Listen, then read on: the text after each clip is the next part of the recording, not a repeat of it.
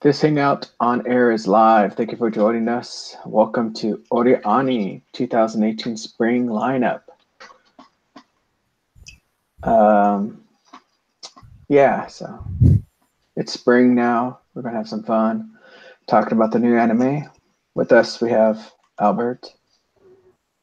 Konnichiwa. Hello. What's that? Don't you recognize it? Oh, I guess the light's bad. Oh, it's the Is that a little line cone? yeah from Yuru. I wasn't watching your video feed. Konnichiwa. So we have Nick. Yo, Then we have Sean. Yellow. Oh, and I guess Carlos says hi. Hello, Carlos. And of course, I'm always here.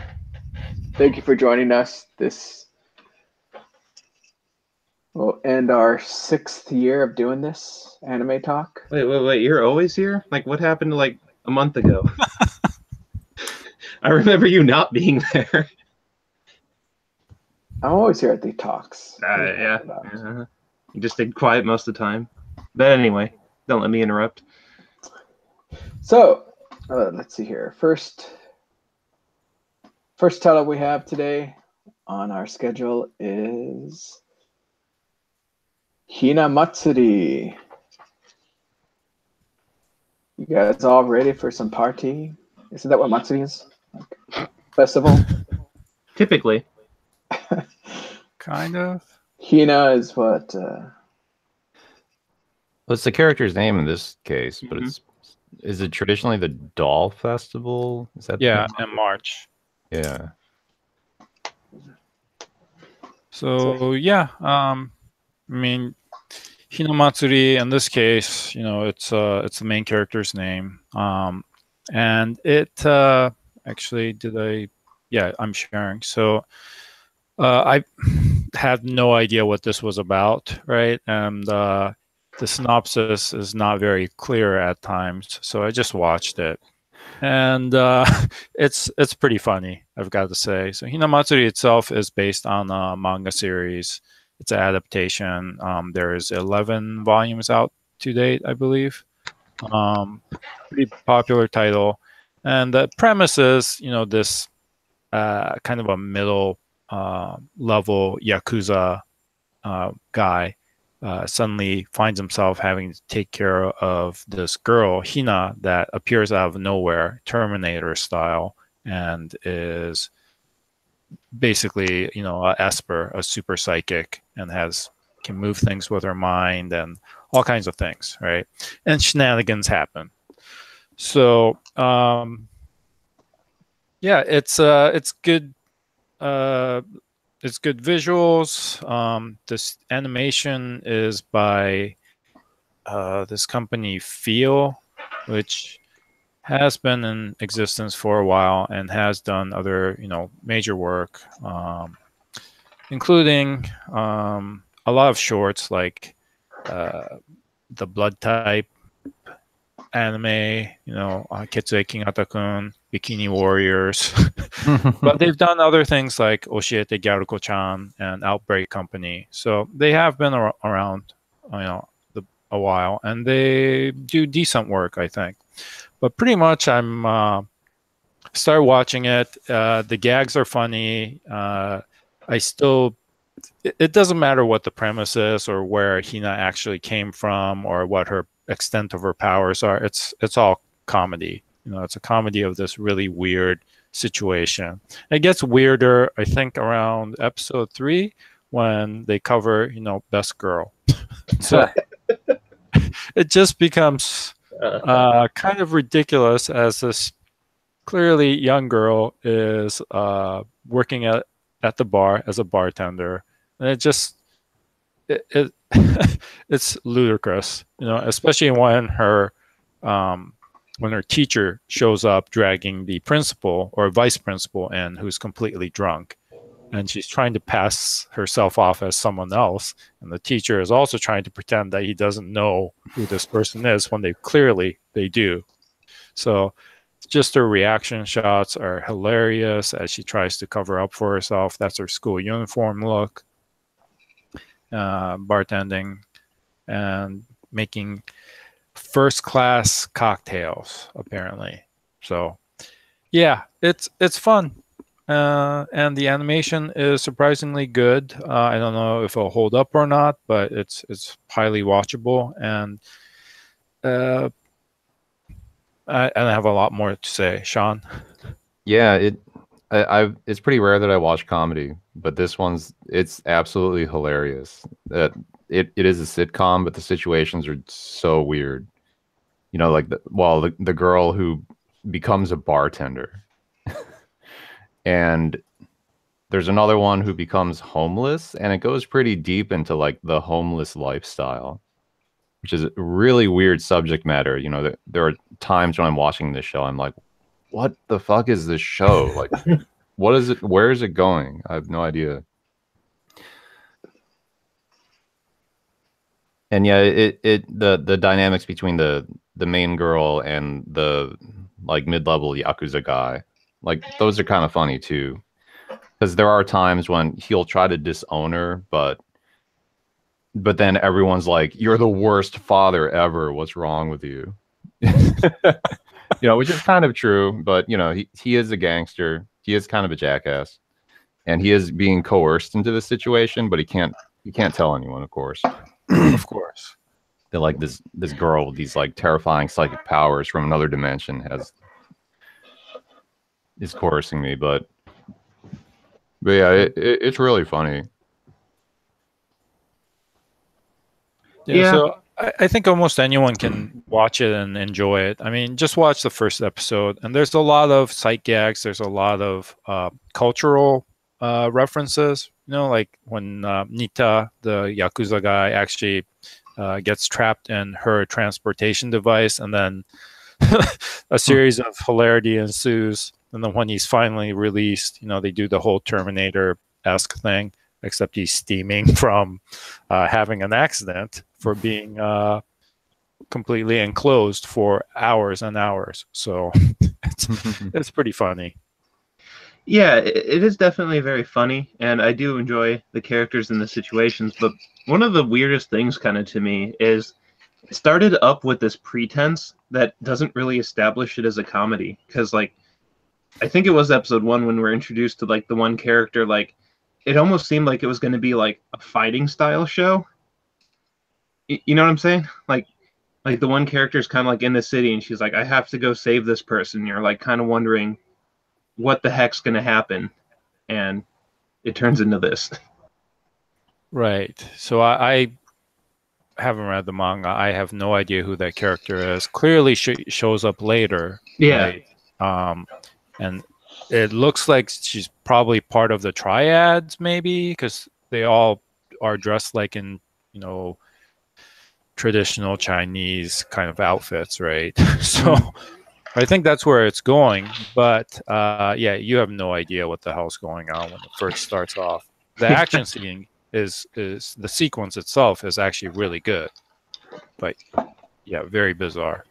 Yeah, but I just wanted to caution anyone, like, in case they thought they were in for the wrong show, until, like, you know, the very first scene, like we brought up about her like appearing out of nowhere, should make it pretty clear. But I wasn't kind of expecting that. I was like, oh, okay, what's this about? And then it goes like full sitcom, and it's like, oh, okay, I guess we'll get to that later.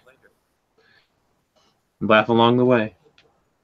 But it's you can't really begin to define like how hilarious this is, because like as funny as it is to watch that one character become a bartender, I kind of like the scene that like led into her becoming one, like where they all go as a group, and like the situations that it just sets up are so absurdly elaborate that it's just really funny. I mean, yeah, I'd honestly, I just have to just about tell anyone to try to check out this show, because I think you'll be in it for the laughs alone. Mm-hmm. The animation is also really nice. It's there's an animator behind it, Takeuchi Tetsuya, or Tetsuya Takeuchi, I guess. who has been doing higher and higher profile things lately, and I'm having a lot of fun watching this because it feels like he's really in control of like all the character animation. Like it has a very uniform feel to it. And supposedly he has like a protege now who animates just like him, so you know that's fine with me. But yeah, there's a reason for it looking nice. Uh-oh. There goes the host. Well, we'll just power on, I think. So, anything else you guys want to talk about Hina Matsuri? Yeah. No. All right. So, next title is Sword Art Online Alternative Gun Gale Online. Man, that is a long title. Yeah, it really is. It didn't really need to include Sword Art Online, in my opinion, for it either, even for like the alternative. Yeah, but whenever I say Gun Gale Online, they're like, "Oh, I already saw that." You know? Yeah, I guess. They're thinking about the anime called Sword Art Online 2. Right. No, I know what you mean, but it's just such a contrived title because what I really wanted to talk about this one is almost just kind of how somewhat relevant it is. Now, to start off, it is Sword Art Online Alternative, so we have a complete new cast of characters who, to my knowledge, were never in the Sword Art Online like main cast of characters as I knew them, because I can't say that I know the newest of the new from the light novel side of things, but you know, it's just pretty much an original story made specifically for that Gun Gale Online chapter. And Gun Gale Online was always this kind of fun thing to me because it almost seemed like Borderlands, the MMO. And so I was kind of like really looking forward to this when it dropped in my list of, oh, this thing's out right now. So I go to check it out, and that's totally not what I got. It's kind of weird because it does follow the a character whose name is Karen, or I don't know what they call her in the show, or like what her handle would be.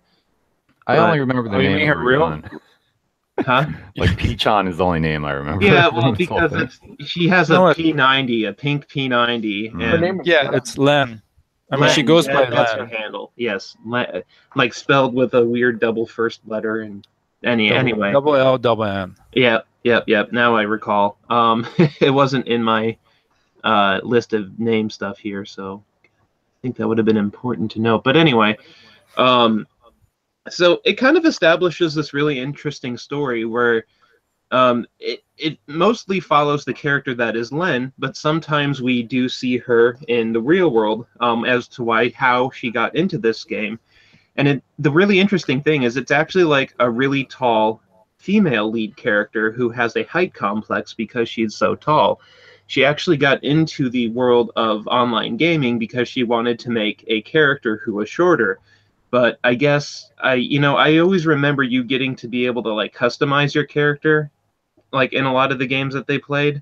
Even if the characters were mostly based off your appearance, there's always like this randomization element to it. And the funny thing here is like this character tried so many VR games and it kept like yielding her character she did not like. When she finally found a character that was randomly generated that she liked, it just happened to be Gun Gale Online. And so you have this character kind of getting into Gun Gale that isn't really into, shooting games. She just kind of wants to play it for the avatar and kind of get sucked into that world slightly thereafter. But what really seemed relevant about this game or this anime, was that in the first few episodes that I have watched, they started up a tournament, which is very what's the term for it? It's a battle royale game. Yeah, battle royale, because like we were really coming off of like the MOBA game style being really popular with Overwatch and the always popular League of Legends. Overwatch is a hero shooter, so that was like the trend that came after MOBAs. Yeah, but Like I mean, MOBA it's was still. a big thing, and then hero shooters Oh were the yeah, big I'm thinking thing. of something else And entirely. now battle royale games are the thing. I forgot what the other big title that was a MOBA that just came out, but there was one. But lately, it's battle royale style is definitely the big thing, and this anime gets right into a tournament that is a battle royale style tournament. Yeah, it's kind of coincidental because this light novel that it's based on was written years ago. Yeah. But I feel like I know exactly what game this dude, the writer of this light novel, was playing. He was playing PlayerUnknown's Battle Royale mod for Arma, which is this hardcore military simulator, and it's a mod that, you know, adds a Battle Royale mode. This was like the thing that would later become PUBG. Oh, okay. But this has more of the hallmarks of Arma style combat, because in the first episode, they're looking at targets, they're observing different teams engaging each other from a distance, and they're staying hidden, they're waiting for their moment to strike. That's like such an Arma thing to do. And then they're like, oh, these guys are elite, you know, they must be like real military types, you know, playing this game for training purposes. I'm like, that's so Arma. Like every third player in Arma is that. So that's what made the first episode really interesting to me. You know, it's like, oh, I know exactly what game this is playing off of. And I can't tell if that's going to help its popularity or not. Like is the game type that just happens to be really popular right now going to propel the anime fandom because it just ties into that?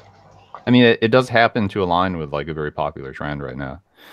You know, it's not like PUBG was out when the light novel was written. This sort of yeah, I understand. But it is like, it's pretty lucky in that sense. And I did send it to a bunch of friends that I play PUBG with. I'm like, you got to see the first episode. And then the next two episodes, they get into the least interesting character backstory imaginable. Oh, yeah, it's painful. It's like, I have a complex about being tall in the real world, so I'm trying to find an MMO where I play a short character. It's like, man. It's so flimsy. You could have, you probably could have just kept going with like the battle royale thing, and then figured out how to interweave that backstory like in it. Yeah, I tend to agree. It's a kind of a mistake to go back and, you know, chronologically to the very beginning and then just kind of follow it that way. It's kind of boring. Yeah, it's just not that interesting. Like if you had to do that, like just make it one episode, don't make it two. And from what I kind of have seen thus far, I really don't know. Like it's only supposed to be a 12-episode story. It's not like already okay greenlit for 24 to tell a really expansive story. But from the opening alone, it hints that this first battle royale style tournament that we're in right now isn't the limit. Like, is not the whole story, because we pretty much can see the last teams surviving at this point, and there's still like characters in the intro that haven't been introduced yet. So I'm kind of wondering, like, is it going to go into another battle royale, or is this just the coincidental, we're only going to do this once and then tell a whole different story? So like, I kind of can't wait to see how that unfolds, just because that's just my own innate curiosity at play there. I'm like, there's going to be the battle royale round 2 or what? But they're supposed. I'm expecting some sort of like showdown of destiny, because she has her best friend in the game. Yeah. Who said like, I can't enter this tournament, but you should enter for me. Oh, by the way, one day we should have an epic showdown. And I'm like, okay, well, she's probably entering the tournament without telling her. Well, yeah, because like the weird thing about that, not that I wanted to get too ranty about it, was like, cause her excuse was like, I have this really important event for like a really good friend or family member that's like a wedding that I have to be at, so I can't do this tournament. And there's like a lot of foreshadowing as to if that's legit or not, or like who the identity of this friend is. But there's a lot more to the story, and I just kind of want to know if they're gonna stick with it battle royale all the way, or if this was just, it was a tournament, now let's tell this story. Yeah, let's switch up the game mode. Now we're playing capture the flag. Now it's a hero shooter.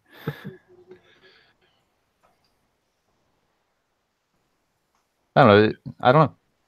They haven't gone back to the battle royale thing. They like you saw the really exciting premiere, and then they went to character or backstory theater for two whole episodes. The fourth episode is it out now? Mm-hmm. Okay. Do they still haven't gone back? No, they went back to the battle royale style tournament. Okay. Yeah. Oh, okay. Yeah, I haven't seen the fourth episode yet. And that's kind of why I was saying that we know what. Well, I know what the teams are at this point. I didn't want to spoil too much, but yeah, there's still many characters to be introduced that aren't in this current tournament. So, not much I can say for sure. Yeah, and so just so people who don't know, this isn't written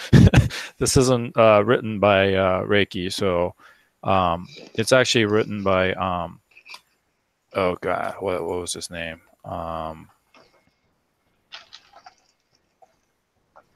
I couldn't tell you. All I see is light novel. Okay, so it is written by Shigusawa Keiichi, and he is a light novel. He's an author, but he's most famous for writing Kino's Journey. So, and the hilarious thing is, in episode 3, this entire Squad Jam Battle Royale, right, was set up, sponsored by a famous author who you see, and that apparently is the author, only much more pretty boyed. Yeah, I didn't Google it, but I figured that that's what was going on there. Yeah, so I have a picture of he shows up, and he says a few lines, at the beginning of Squad Jam, says everybody, go kill people kind of thing. And that is the author's voice if you look in the credits. Gotcha. So that was funny. Mm-hmm. So yeah, I mean, I think it's interesting. I just don't know. At least I think it's going to be better than the Gale Arc of the original, because that was awful too. Well, like I could see that difference in writing style, because this one's like just trying to be a story about characters that just happen to use the setting as the medium to tell the story. Whereas like in a lot of Reiki that guy's work, I just messed up his last name.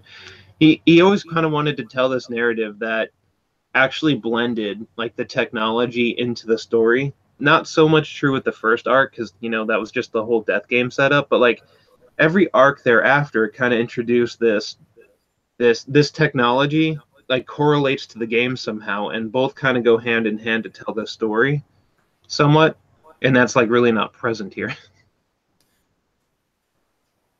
Yeah, so we'll see. I think after these 2 slow episodes, hopefully it'll pick up. But if you have the time, check it out. If you like Sword Art Online, especially the Gale Arc, you could check it out. Yep, it's pretty much a gimmicky story about a character who has like,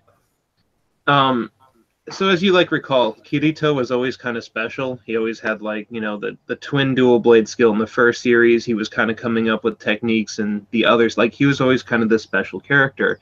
And that at least is portrayed through here again. The author still kind of relied on a gimmick like that, where this character who is randomly generated has like really high agility. So they, and specifically them alone, move abnormally fast in comparison to everyone else, which they play on a lot. So like that trait is still present in this series. Like, we do have a really special protagonist. Is like one of the only correlations that I can think of.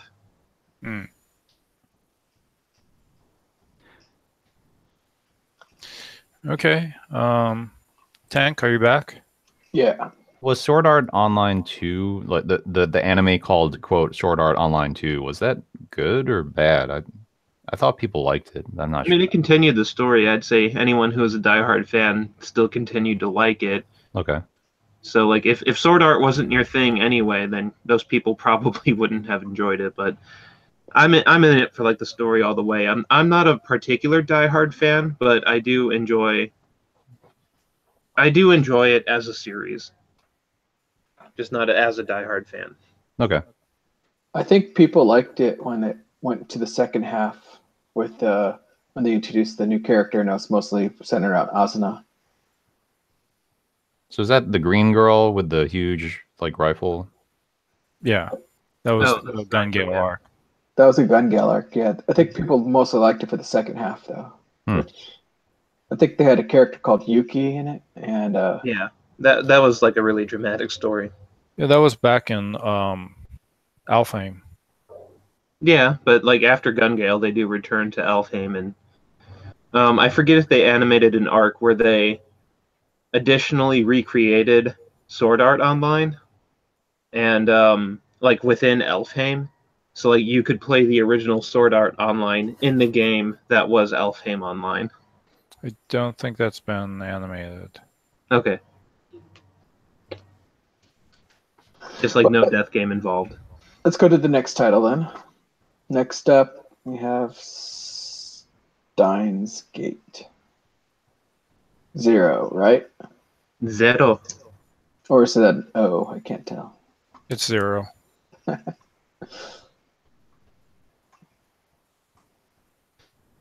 Okay, let me reference real quick. I'm the only one, really? Really, guys? Yep. Really? You all bite the dust. So, as we all might recall, at least like with people who have been anime fans for a long time, Steins Gate was a series that got really big amongst the American viewers specifically. I'm sure the Japanese talked about it too, but like it was a really big American series. And I watched it, I think, back when it was coming out. I don't think I had to go back and watch it because I didn't watch it initially, but that does happen sometimes. Whoops, my connection reset. Can you hear me? Me? Or Me. okay, I hear you. Okay, weird. Sorry about that. You're good.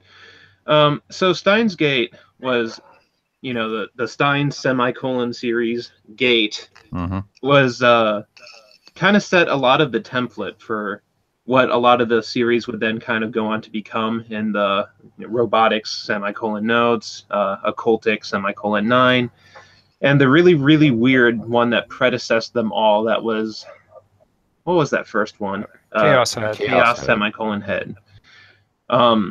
Steins Gate was the story of a scientist, a kind of puny, Not kind of. well, yeah, but I forget if he was post high school, but I don't think he was quite in college yet. Just this full blown kind of puny guy who, you know, made a lab and they were like doing inventions and they just kind of did this like science adventure tale and made like a time machine and went to have fun with it and realized, hey, messing with the timelines, like, you shouldn't do it, and they had to kind of like fix what they did. So like, what does that leave us to tell from SteinsGate Zero? I actually did read the manga a very, very little bit back in the day, and the manga did start up a lot different from, and I don't know if this is actually based off the manga or like what it's technically sourced from, because it does say the source is a visual novel, but I just don't really know how many angles the story was told. Like, you know, did the manga tell this true story, or did I arrive somewhere else in this many medias that tell this story? The manga at first followed the character who was the daughter of the Suzuha Amane, of the future daughter of the Daru character.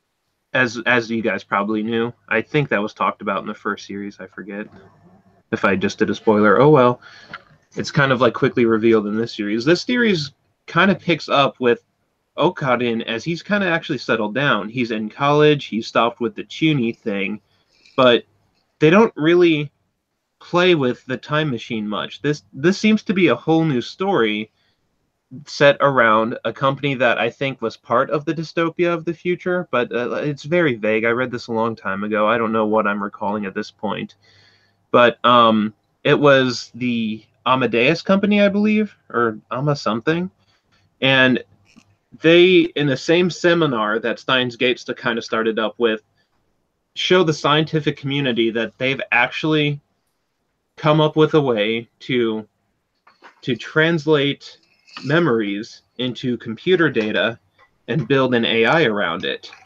So you can scan people and bring their memories into the digital world, and this AI can take those memories and kind of generate a persona around it and become like a digital AI driven, not quite assistant, but more kind of like a weird personality. This technology is an early alpha. They're not quite sure what they could do with it. They just kind of want to develop it right now. And one of the characters within it is one of the original characters of Steins Gate. If this is another spoiler, then oh well. But Christina, or yeah, that's what we always called her because she was Kurisu to many people, has passed away. And she was one of the, before coming to America or to Japan from, I think, America and getting caught up in all the events of Steins Gate, she was actually from this company originally. And this company was in the process of scanning her memories to build one of two AIs that Amadeus has to function as a memory mapped computer driven AI. So there's a really funny like American kind of, I guess, I don't know if he's a CEO of the company or just a lead scientist who has the idea, hey, our AI that is Makise Kurisu, she only talks to me and my assistant. We kind of need a lot more data about this AI presenting as a person talking to other people. So they want our protagonist, Okarin, as I'm just going to call him, or Okabe, I guess, to have logged interactions with Kurisu, or, with the AI presenting as Kurisu to build some data. And, I don't really know what the story is going to try to be yet, but it's really fun. Huh? I'm still totally devastated when you said that Christina died. In this world line, because there's world line stuff. So is this like Okabe trying to revive his girlfriend with AI? I don't know. It doesn't really go to tell that story yet. Like I said, I'm not quite sure where it's going because the lab activities, it's mostly just all the characters, all the cast of characters are all kind of hanging out now. Like the general consensus amongst them all, another slight spoiler here, is the time machine that ended up on top of the building is defunct, and it is Okabe and Daru's kind of job to fix it so they could prevent the dystopia of the future. So that's kind of like what they're really working on now. It's like their job to get that thing functioning and working again. So like the lab activities at large, as far as coming up with inventions and messing with the time machine that they came up with that could just send memories to the past and not like a person. Or text. They had to like translate it to text or something. I largely forget what they had to do, but it's been that long. They've really ceased those activities, and it's just kind of trying to tell the story of we need to get this time machine fixed so we can do our other objective. And this is kind of the stuff happening in the meantime, where the characters are all hanging out in the same room, but a lot of them have. Okabe has been the biggest change.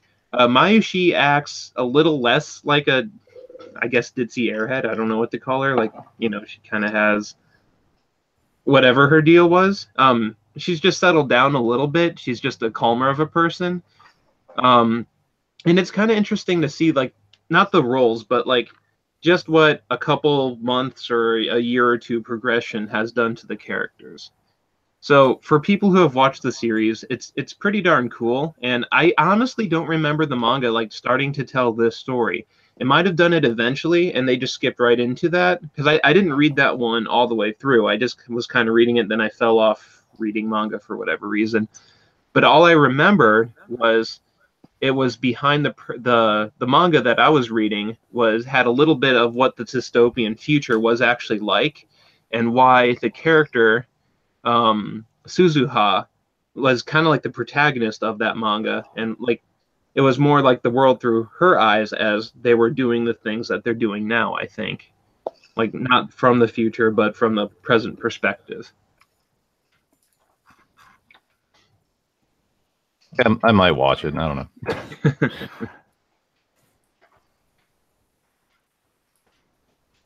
But yeah, so like I don't really know where it's going yet because it doesn't really establish the goal other than finish. Like I know it's not all going to be we got to fix this time machine and then we're going to do whatever we need to do for that purpose.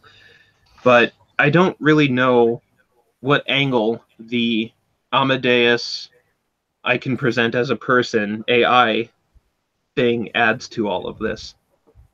But it's interesting to watch. I only have one question. What's that? Is Dr. Pepper still a heavy influence on the show? I think I've seen it cameoed once, at the very least, if not more than once. But yeah, it's here still, I think.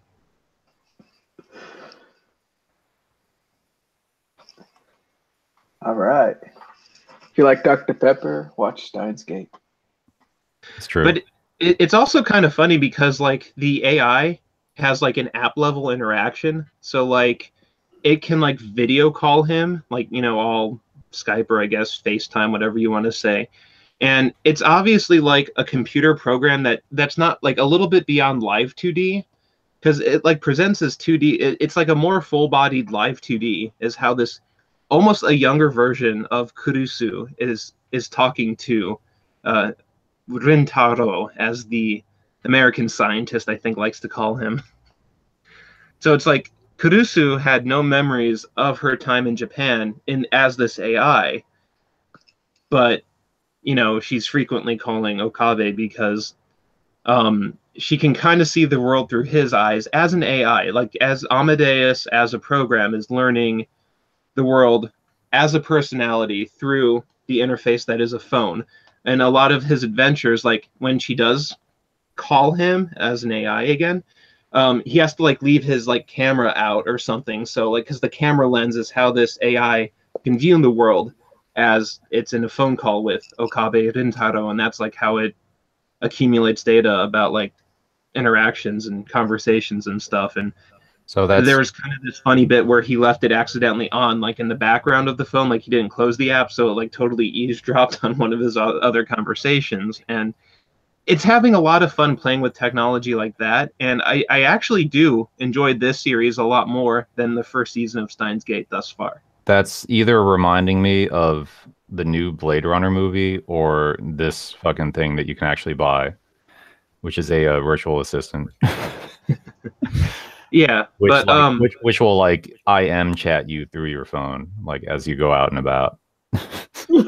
But I will say that this series is already okayed for 23 episodes, so it's going to be at the very least, you know, 2 core running straight through, and it'll probably be completed at that point. But this was like, I guess, such a series that got around that I was just looking at its score right now on my anime list, and it's got an early 9.17 user rating. What? It's the greatest anime ever. Its popularity right now is ranked number 3. Yeah, I've seen the people who are watching it love it. Yeah. Like, I kind of don't believe them, but I guess I'll have to check it out. Like, enough people are saying this is good, so. Okay. Let us know. Yeah. I know I have a lot of interest. All right. Next up, we got what is this? Golden What? Kamui? Yep. So I'm not gonna lie, I'm in love with this show. Like, even though the animation is bad, and you'll see it right in the premiere. You'll see some of the most atrocious stuff you've ever seen, like realistically shaded. Yeah, the battle of realistically shaded bear and cell shaded wolf, which is like a production disaster. But even then, like there's so much interest. There's so much interesting stuff about this around the edges that, like, I can't wait to see like every new episode. Like, I don't even care that it looks kind of crappy, but because it's like the first real genre Western that I've seen in anime. Because I know people always like to make the like samurai action and Western, connection, but I don't actually think they're that correlated. where this is more like a Western. This is about like people. This is about like a sort of duo of outsiders. It's a war veteran and a native girl, which is not a Native American in this case. It's a native Hokkaidoan, an Ainu. They team up to find like to track down the legend of the bandits' gold or something. There was like the stash of gold that was on a convoy and it got robbed, and the bandits hid the gold somewhere, and they have to assemble the map. And so they're toughing it out in the frontier, which Hokkaido at that point was sort of kind of the frontier, because it's like newly annexed land. Like Japan finally claimed it like 40 or 50 years ago, since when this anime took place, which is the early 1900s, like 1905 or 1910 or so, somewhere around there. Yeah, it's after the war with Russia, so 1905, I think. Yeah, I think that's when it ended. So shortly thereafter. Yeah, I do remember that.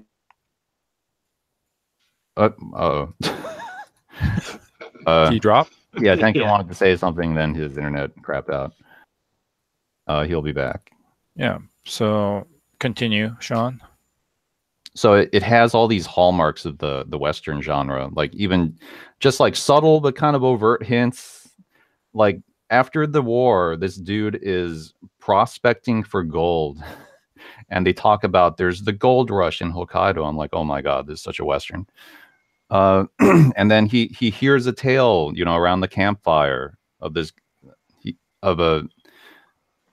like ex-con is telling this story about like the bandits' gold, and if you find all these guys and assemble the map, then you can get this incredible stash of gold. and there are all these people trying to find the gold. There's like the Japanese military, or sort of like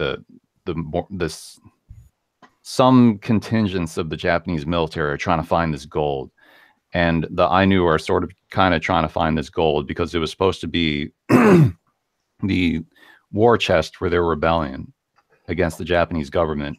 And all these bandits are also trying to find the gold. So you have this situation where, like, in the frontier, everyone's trying to track down this gold. All these like gunslinging desperados. Like, man, it is such a Western. It's a Western in a way that like samurai action type anime things aren't. Yeah.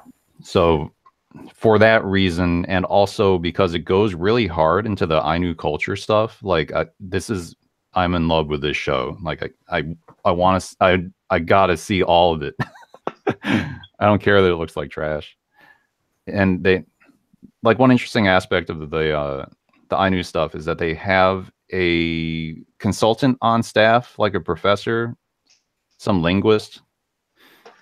So supposedly all the depiction is like legit, and also they go pretty hard into it. Like if you wanted to make a glamorous depiction of Ainu that was sort of sanitized, then you wouldn't mention any of the ritual animal sacrifice, or you wouldn't show any of the like weird mouth tattoos that they have. But no, they totally go into that in like episode 3. Like both of those things when they go to the Ainu village. I'm like, oh shit, this is for real. So yeah, looking at the first looking at the genre, right?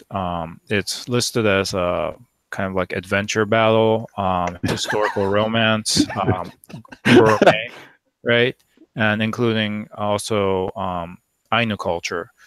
And when you look at the list of credits for the staff, it's pretty detailed, because they write one of the consultants, like you said, is a man by Nakagawa Hiroshi, and he is a Ainu language researcher at Chiba University.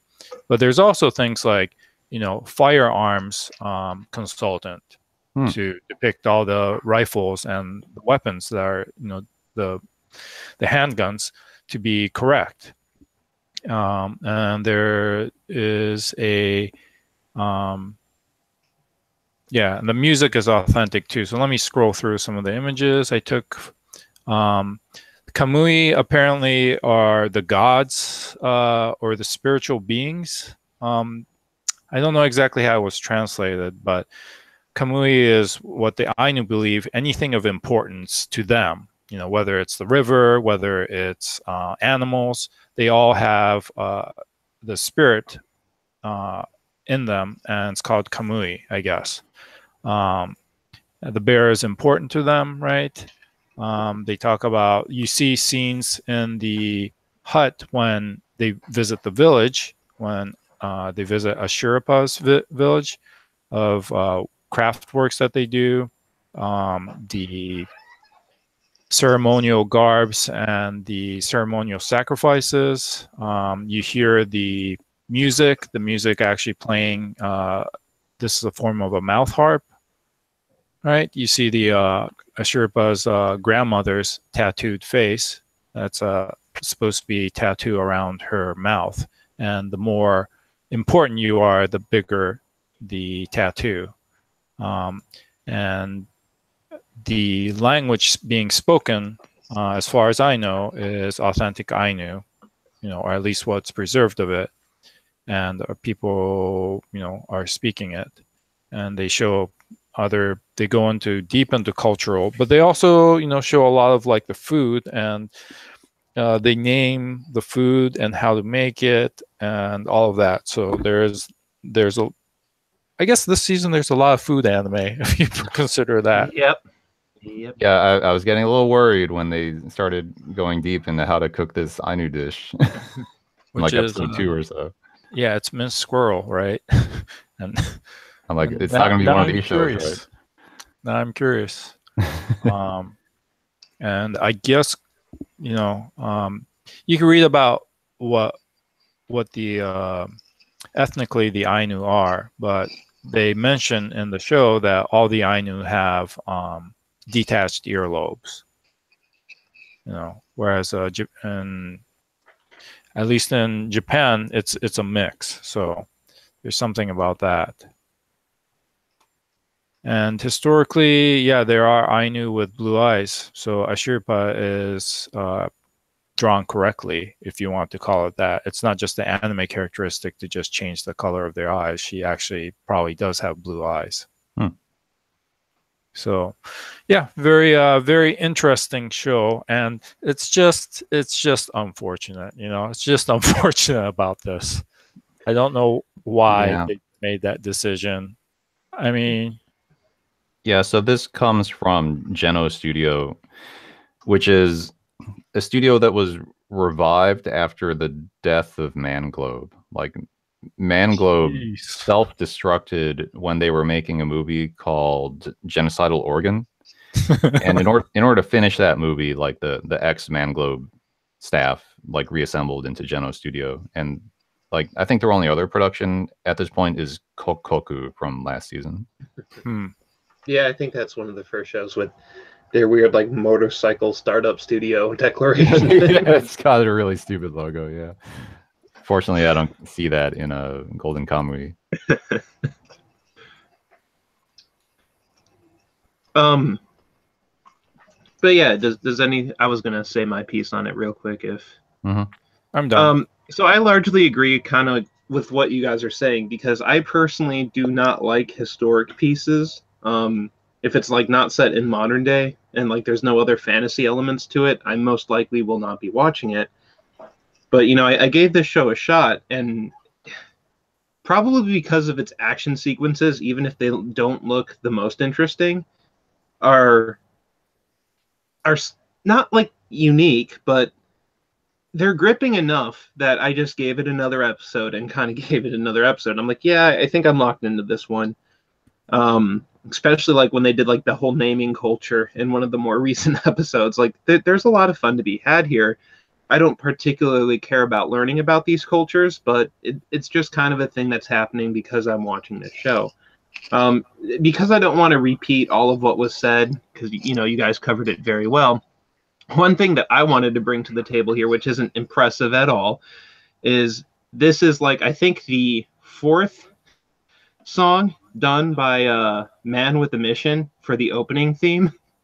And the only reason I bring this up is because there's like a post in an anime community way back about like what your favorite anime opening Man with a Mission song was. And their most iconic one is that Database from Log Horizon. But they've also done like a Nanatsu no Taizai. They did the My Hero opening from that Inuyashiki that was kind of recent.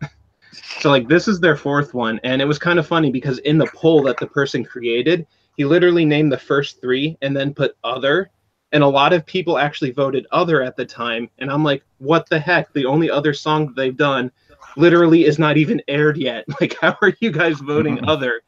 And after I listened to this song, I'm like, yep, nope, I'm still sticking with my older preference. Like, if I wasn't aware, like this doesn't really sound a lot like what they've done in the past, so. You know, it's funny when you mentioned the opening of this. I'm like, how did it go? Was it like hit me on the ground, hit me on? Oh yeah, That's yeah. not it. Hitori, my hero. Tell me, my hero. Yeah. See, I didn't even know it was the same band, but it's like that. The other opening that they did just popped into mind. Yeah. So like that's all I wanted to bring. Like nothing super special. Just I couldn't believe that poll existed and how many people were voting other when now the song was finally released, and I'm like, not the most catchiest thing they've done. It's a real interesting like setting and time period because there aren't that many anime set in Hokkaido, and there aren't that many anime set in like early 1900s, like especially, or it's like if they do set it there, then it's kind of like urban, like Taisho, Taisho Roman type stuff. But this is even a little bit before that. It looks like post-American Civil War, like rifles and muskets and whatnot. Because like if you're gonna make a historical or like a period drama anime, then the first thing that comes to mind is like, oh, you're gonna do it in the Meiji period because that's when Rurouni Kenshin takes place. That's the end of the era of samurai and the beginnings of modern Japan. And that's definitely overrepresented in fiction, where this is in a completely different time, a completely different place. It's really cool.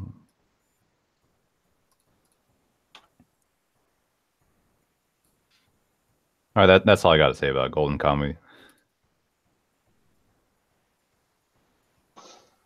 All right, so let's go ahead and move on to the next title, I guess. Next up, we have Piano no Mori. Yep, that's me. Yeah, so this is a show that's currently airing in Japan, but we will not be able to see it officially until Q3 because Netflix has the rights to it. Okay. So Piano no Mori is based on a manga, but it's not shonen. It's listed as seinen, and some of the themes you'll get. So briefly, a new kid arrives from Tokyo to this. Where the hell are they? It's to a rural, kind of a country, not the big city, right? And Shuhei is the kid with the necktie there. Right, he arrives to this, countryside basically from Tokyo. His father is a famous pianist. He doesn't show up in the first two episodes, and Shuhei also wants to follow and become a pianist. So he is, practicing diligently and trying to become like his father, who he admires. But because of that, he's teased, and as it happens, because he's in the new school, the bully kid starts to kind of haze him and says, hey, you could drop your pants and show us your wee-wee, or you could go into the forest and play the cursed piano, right? And another kid in the class, Kai, comes to his rescue, and then later shows him the piano. The piano is, clearly it's been in the forest for a long time, so it's it doesn't play when Shuhei tries to play it, and yet when Kai plays it, sound comes out, and it's beautiful sound. And Kai is a protege. He hears the song and he can play it back instantly. But he can only play it on this piano because it's the only piano he's ever known and that he can ever play. So that's kind of the premise that it starts off with, right? And then as you find out more about Kai's family life, Kai is actually he lives in the red light district, and his mom is probably a prostitute by all depictions. She's a nice motherly figure, but that's her job, right? To provide for herself and Kai. And the music teacher turns out to be a famous pianist who once was on the world stage but had a very tragic accident and can no longer play at that kind of level. So he's just become a teacher, but he hears Kai play and challenges him to basically become better. And when Kai can't play a Chopin piece that the teacher showed him or played for him, he comes to the realization that he does want to actually become better. And all this time he insisted he don't want to, and he doesn't care about that, but he does. Music is the central theme of this.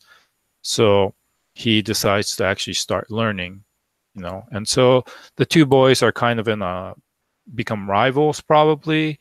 There's a music concert that's coming up where it's going to be a judged competition. It's not just a concert, it's a competition. And both of them are going to participate. And that was up to episode 2, which I've seen. And it's really well done, and the music is just gorgeous. The play, I was worried about the animation, right? For something like this where you have to show piano is especially hard because of all the finger movements, and they do. It's kind of in the uncanny valley because it's clearly some sort of CG animation when they're playing the piano, and especially the finger movements. It looks slightly unnatural, but I'm glad that they actually are depicting, when they do show finger movements, as far as I can tell, it's mostly correct. The animation is by Gainax Studio, and this was actually already been adapted into a film in 2007, and this is now showing on NHK as a TV series. So this is a new TV series adaptation. I'm really looking forward to it, to see how the story develops. It's won some prestigious awards, especially for the music. And I think the music, especially a lot of Chopin, I'm a big fan of Chopin music. So yeah, it's great. So if you like classical music, if you like anything musical, if you want to follow a story that's a little bit more deep than just two boys in a competition, I would recommend this. And when it drops in Q3, I'll probably drop a post so that you can follow it to Netflix. But I think this has a potential to be a really, really good show. So that's my take on Piano no Mori, or the Piano in the Forest. I'm not sure what the English title is. I didn't even know Gainax was still around. English title is The Perfect World of Kai, Piano Forest. That makes no sense. That makes no sense. Okay, whatever. Well, okay, so let me make sure about that, because I'm looking up now. Apparently, it's from a studio called Gainax Fukushima. The Fukushima branch of Gainax? I didn't even know about it. Well, because traditionally Gainax is from Tokyo, but that Gainax kind of sort of. I just assumed they were like as good as dead. I didn't know they were still around making stuff, but yeah, I guess. I think Madhouse is involved in this too, or maybe that's just the movie. And because of the earthquake and the Tohoku disaster, right? Fukushima is probably most well known now for the nuclear disaster, but because of that, the government is also putting, they put in tons of money, and I'm guessing this might be one of those cases where they would get a tax incentive if they held an office there, kind of thing, right? Gainax Fukushima. That's my guess. I don't know if that's true or not. That's plausible.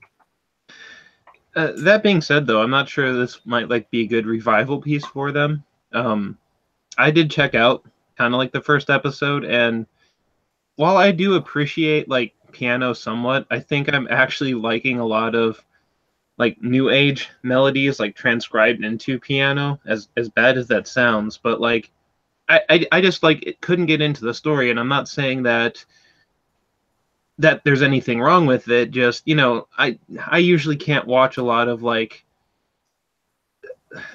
classical music pieces where like school band stuff I avoid too. So it's just not stuff that I get into, kind of a thing. So I don't care if you represent the playing accurately. I just tend not to like instrument and playing anime. There are a few exceptions, but very, very few. So you don't like Your Lie in April? Haven't watched it. Or Hibike Euphonium? Haven't watched it. There you go. It is not for you then. I can say that with confidence. Yeah, that's kind of what I decided after kind of giving it a go. And so I do actually kind of know the CG you were talking about, because I did kind of watch that, and I was like, oh, okay. I didn't find a lot of times I don't find that bad, because a lot of companies are doing that more and more. Whenever there's going to be a lot of action, you kind of transition away from, or transition into a more CG incorporated style, I should say, at the very least. So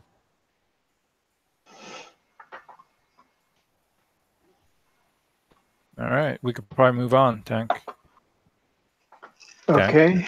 Oh, Yeah. there you are. I think my mouse died. Give me a second. Next up, we have... Technical difficulties. What is next? What is this? Oh, that's really small. Let me make this bigger so people can read it. Otaku ni koi wa muzakashi. Yes. Okay, so that's the title I picked. So otakoi, as it's known, it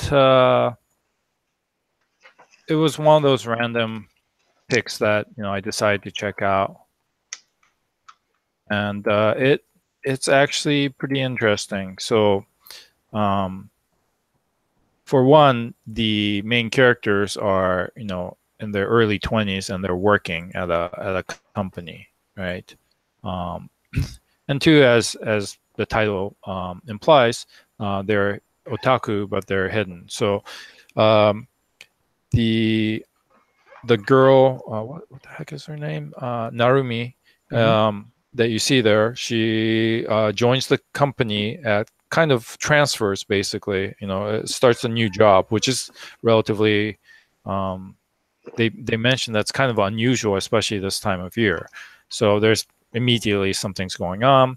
She shows up at the company and then finds out that her childhood friend, Nifuji, is the Hirotaka, right? It also works at the company, and that's the guy there.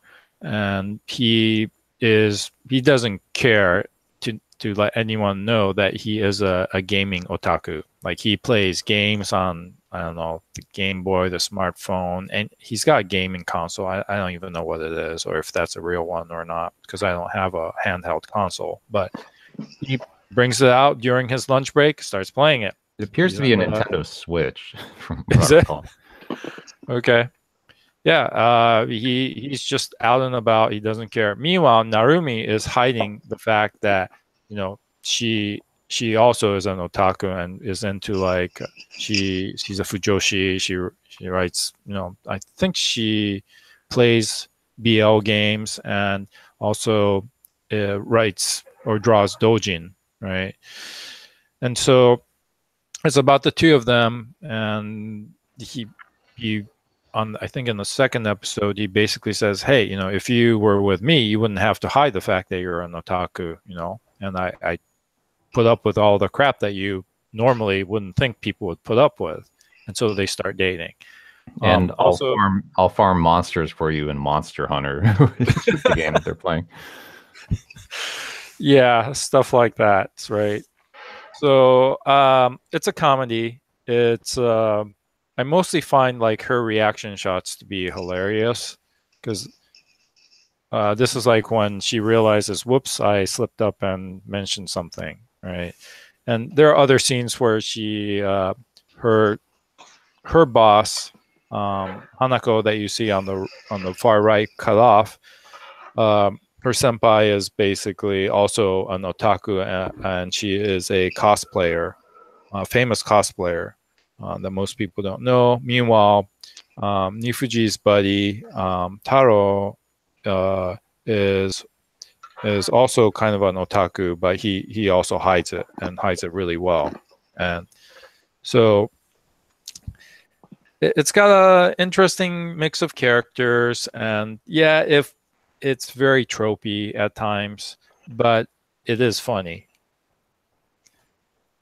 and it's not high school, so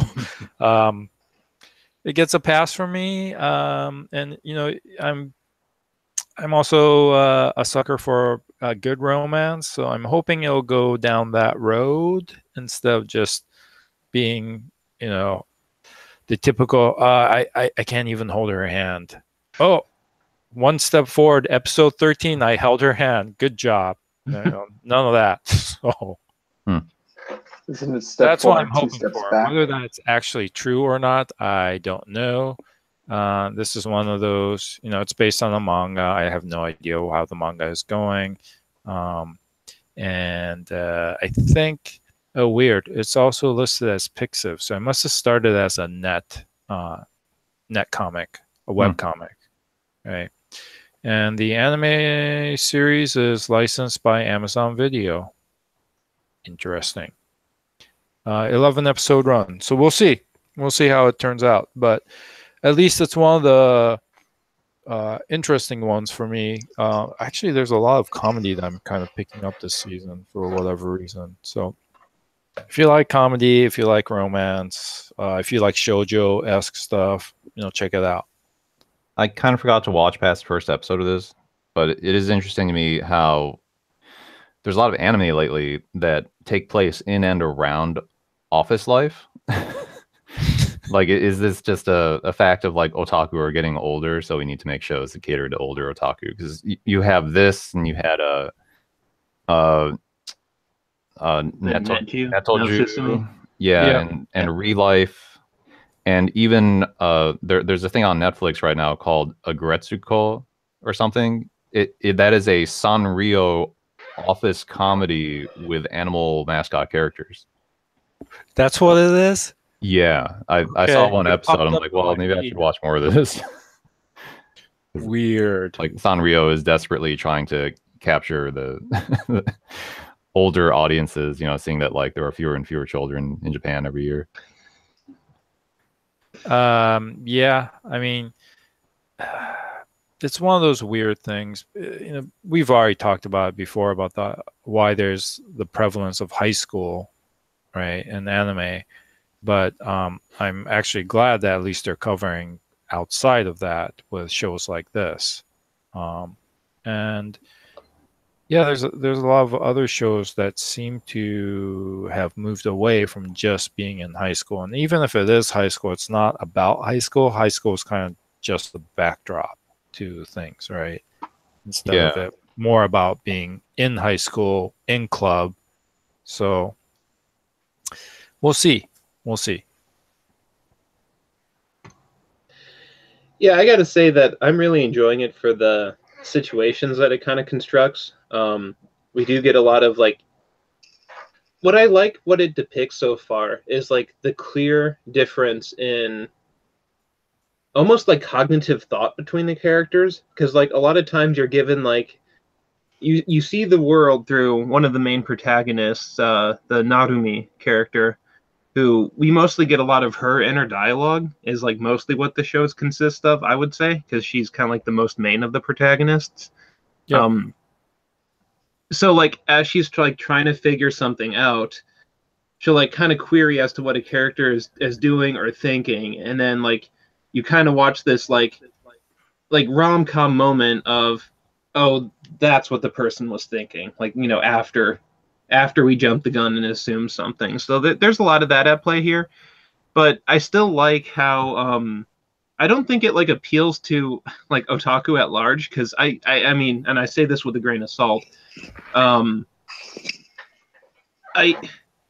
because like it's almost like the characters are so kind of like niche, because I don't know like how many characters are like diehard portable gamers, like that's like what their otaku-dom revolves around, like what element of gaming. Like some of the characters just don't seem like too established enough to me, I guess, in my opinion. But I just like it for the scenarios that all these characters are kind of like finding that, like I like it for the script, if you will. And I'm not saying it's like the best darn thing ever, but it's at least interesting, because you also have the other element of our protagonist is kind of like a fujoshi, and you know, how much is the boyfriend going to have to deal with it? That's kind of been done before, but sometimes when you come at it that from an angle, you get like a series, or like someone else came up with just like situations that the other author never tried to spin from. So there's just a lot of fun stuff to be had here, in my opinion. It's a little bit slower though, so like, you know, if you want action-based shows, this has like no level of action. It's all based in its dialogue and animation style.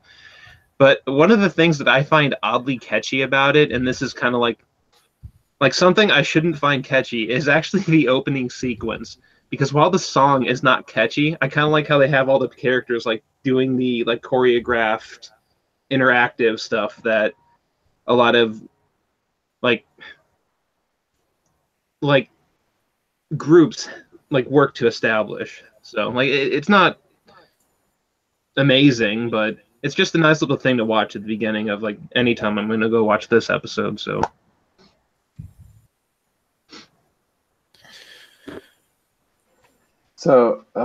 interesting thing, if anyone's watching our chat, someone says that I guess the manga is tagged as Jose.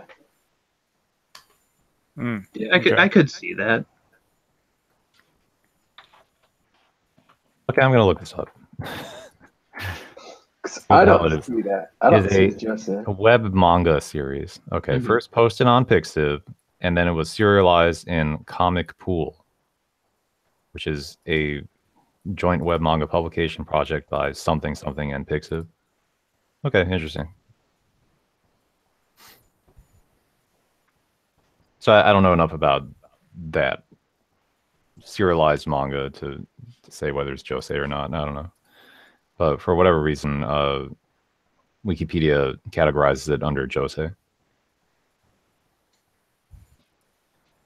I don't know, because it kind of looks like it's appealing to more than just that market at this time. Like from like the Jose stuff that I know of, like yeah, I mean, it tends to be a lot more dramatic and not like as quirky as this show.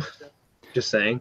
Yeah, I mean, it's not Jose like some Fujoshi reverse harem pretty boy thing. Like at least not yet. It's a pretty general comedy. Yeah, it's a romantic comedy.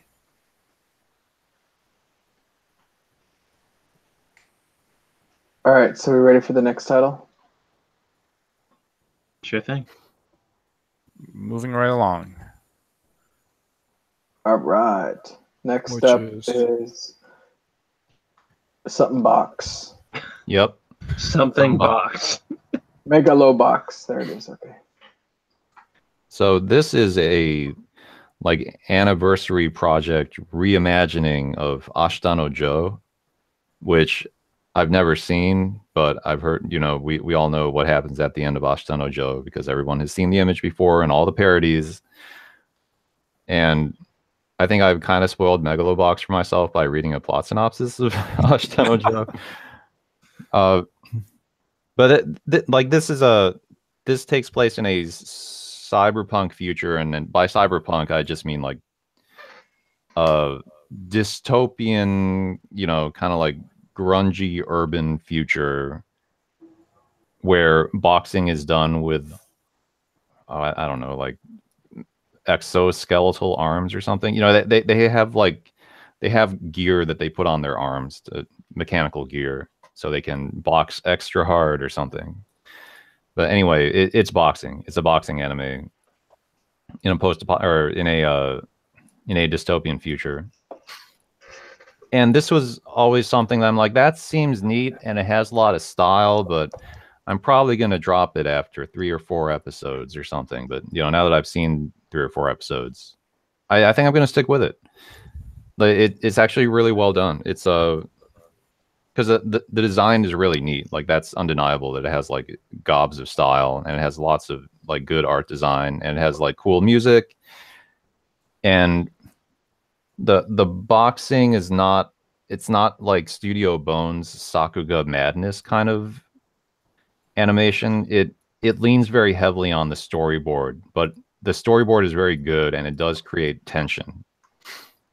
Like in the episode that I just saw where the protagonist, who eventually takes on the name Joe, he decides to climb up the ranks of the boxing tournament like as fast as possible. His shtick is going to be he's going to fight without gear. And the first fight was really tense. Like I thought he was going to die or something. And I was, you know, even though if I were thinking logically, it's like, well, you know, he's got plot armor. He can't die now. He's gonna finish this. But like it was just in the heat of the moment. It was like so immersive, and it suspended my disbelief so well that I was actually like deathly afraid of him, like losing this fight. Tenkun says, "What happens in Joe? Should I dish out some like 4 or 5 decade old spoilers or what?" I don't think anyone here is going to go back and watch it. Go ahead. All right. Hot Megalobox spoilers coming up. Joe dies at the end of Ashitano Joe. What? That, like the original Joe, like his shtick was like he ends fights by cross countering or something, you know, where they like both opponents punch each other. And so at the end of Joe, like he was at his limit, and then he wins the fight, and then he sits down and he just straight up dies because his body just like gives up on him. But he has this like satisfied look on his face, and it's kind of ambiguous in the manga. This is what I've read, because I haven't actually read the manga. This is what I've read about the manga, is that it's kind of ambiguous, but you can assume that Joe just died right there. That, you know, he slumps over in his chair, his body turns white and has these sort of like gloom lines over it, but he's smiling. And you've probably seen parodies of that image in like a zillion comedy anime, like even recently. Everywhere. I've seen the parodies, but I never knew he died. That's the whole point of what the fate of white, that the image is being used for all these other characters. Like, oh, they've you know, burnt out. Mm-hmm. They had their time and they've burnt out. So like, I didn't know if you were like done with your piece on it for the most part, Sean. Yeah, I'm kind of done. So when I started watching it, I think I was kind of skipping through it at first, not sure if I'd watch it, because it looked like new age and old at the same time. Like it reminded me a lot of like, you know, like Cowboy Bebop or something in animation, but not like the shading techniques. And so I did actually give it a proper watch, and I wasn't convinced on episode 1. I did enjoy it, but it was probably by the next couple that I was pretty much solidified into the story. But I would actually say I literally got an impression where it was like somewhat inspired by like a lot of the movies that I've seen. Well, not movies, but to compare it to like the American style, because it reminds me a lot of like an American Piece, because I kind of see a lot in it from like recent like what was that recent movie with the robot boxing? I think it was like called Real Steel. Yeah. Like enemies aren't going to be gimmicky, but I saw like a lot of parallels to that because like you have this underdog story starting up. This guy's like starting from zero, and like a lot of the characters who are around him like fulfill a role. Like you have the one like bratty kid who I guess like analyzes like the tech and can hear really well, so you can kind of like provide some insight as to mechanically what he should be doing. And you have the one coach who like knows boxing stuff pretty well, who tries to feed him some knowledge as he's fighting with like the little Bluetooth earpiece. And it just kind of reminds me of like that story that I've seen before. Like, so I think that's kind of what actually led me into it, was like this almost seems like an American film, but is not at the same time. And I got to say, I really do like how when it is being actiony, like kind of like how you said, the music's good. It's really catchy. Well, not catchy as in I'm going to add it to my playlist, but like if I was working out at the gym, it would keep me going,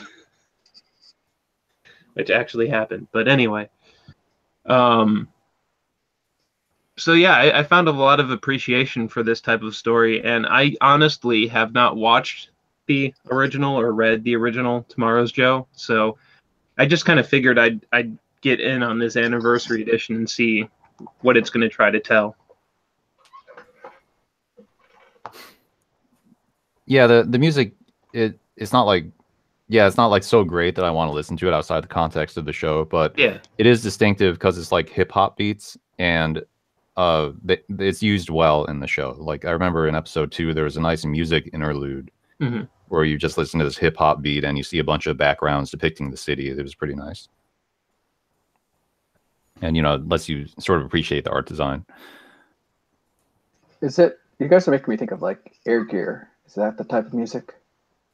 No, I wouldn't say no. I don't know if Sean watched Air Gear ever, but no. I think this is trying really hard to appear like an anime from 2004. So it kind of has hip hop music of that era, like maybe, or at least inspired by, but early 2000s ish hip hop beats. So it has some sort of like, it's got some like soul and funk samples and jazz samples, but with a beat on top. Just like classic hip hop. And it also, something that kind of annoys me about this show is that they render it out at a low resolution. So it looks like you're watching some old ass DVD, which is like, why would you do that? Who's got nostalgia for that? But nevertheless, that's what they do. So are the subs red and yellow? Say that again? The subs thick and yellow? Yeah, unfortunately not. Unfortunately not. Fortunately, I hate yellow subs. It drives me nuts. I've been watching a lot of old anime lately, or old-ish. Like I just finished up Kanan, and yeah, I'm suffering through a lot of giant yellow subtitles.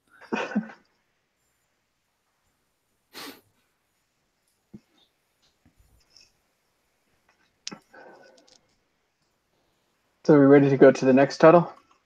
Yeah. Surprisingly, it looks like Nick isn't watching this one. No, yeah, that's actually what I commented on. Everyone was watching it but me earlier. Oops. Why aren't you watching it? I'll say later. Give your pieces of that. Yeah. All right. Yeah, here it is. Yay. Hisone to Misatan? Or Misotan. Maso.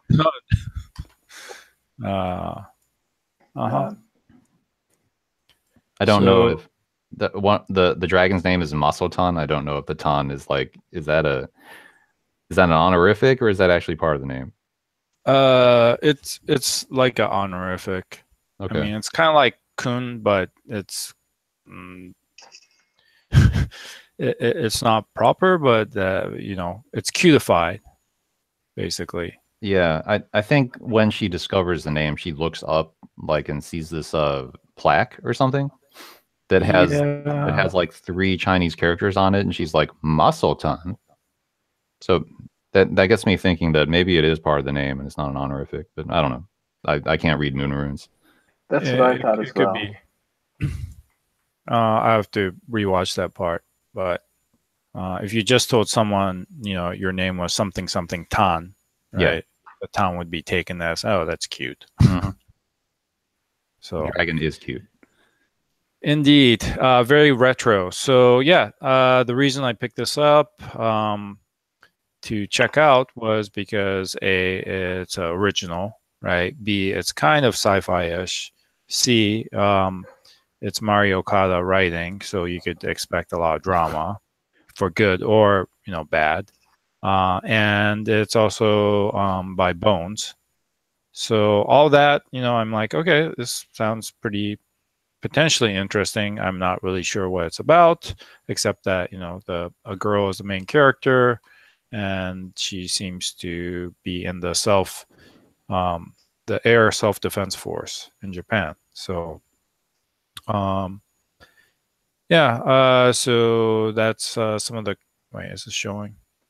So that's the main credits that came up. It's written, and then it's original by all 3, like the studio and the director, who is Shinji Higuchi.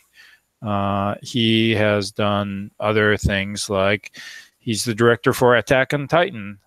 He also helped with actually he directed like the Shin Godzilla, and then he's done other things. He works both in tokusatsu, right, and in anime. So I think it's the live action Attack on Titan.